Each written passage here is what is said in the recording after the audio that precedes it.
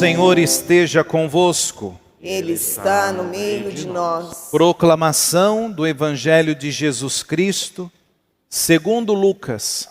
Glória a vós, Senhor.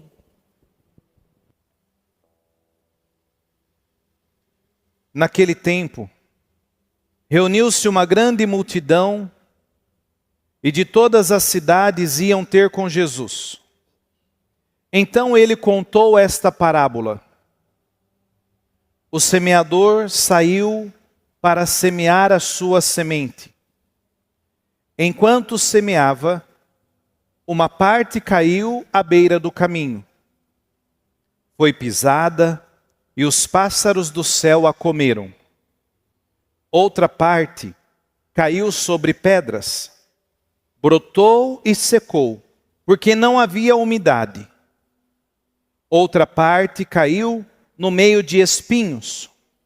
Os espinhos cresceram juntos e a sufocaram. Outra parte caiu em terra boa.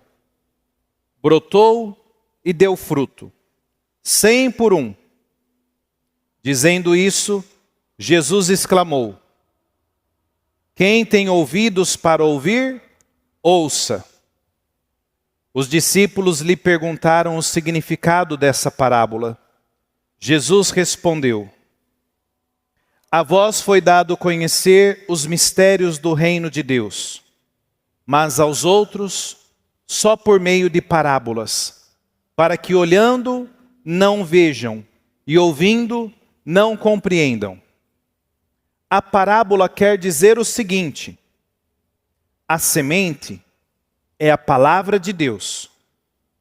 Os que estão à beira do caminho são aqueles que ouviram, mas depois vem o diabo e tira a palavra do coração deles, para que não acreditem e não se salvem. Os que estão sobre a pedra são aqueles que, ouvindo, acolhem a palavra com alegria, mas eles não têm raiz. Por um momento acreditam, mas na hora da tentação voltam atrás. Aquilo que caiu entre os espinhos são os que ouvem, mas com o passar do tempo são sufocados pelas preocupações, pela riqueza e pelos prazeres da vida, e não chegam a amadurecer. E o que caiu em terra boa são aqueles que, ouvindo com um coração bom e generoso, conservam a palavra e dão fruto na perseverança. Palavra da salvação. Glória a vós, Senhor. Que as palavras do Santo Evangelho perdoem os nossos pecados e permaneçam para sempre. Amém. Podemos nos sentar um pequeno instante? Queridos irmãos, queridas irmãs, nós vimos aqui duas partes do Evangelho de hoje. Temos uma primeira parte que é a própria parábola de Jesus. Ele nos conta essa parábola para entendermos melhor aquilo que está de significado. Mas aqui hoje nós encontramos até mesmo Jesus que faz a explicação dessa parábola. Como ele foi falando aqui o que cada coisa significa. E de uma maneira muito clara, ele disse isso no Evangelho, sobre como a palavra de Deus cai em cada coração. E a motivação que nós temos em acolher ou não essa palavra. E aqui nós temos que olhar até mesmo um dado muito importante, que é o da perseverança em fazer a semente frutificar. A palavra de Deus produzir fruto em nosso coração. A palavra de Deus é ser aquela luz para o nosso caminhar. Porque senão qualquer coisa, e aqui Jesus ele cita várias situações que roubam, sufocam e prejudicam a palavra de Deus de ser clara na nossa vida. Ele dá o exemplo do diabo, que vem roubar a palavra, daqueles que não estão perseverantes na palavra. Ele dá o exemplo até mesmo das situações do mundo, que muitas vezes querem nos tirar o foco da palavra de Deus, e aí fala da riqueza, fala do poder, os prazeres da vida, outras preocupações. Fala daquelas pessoas que não têm raiz, são aquelas pessoas de momento.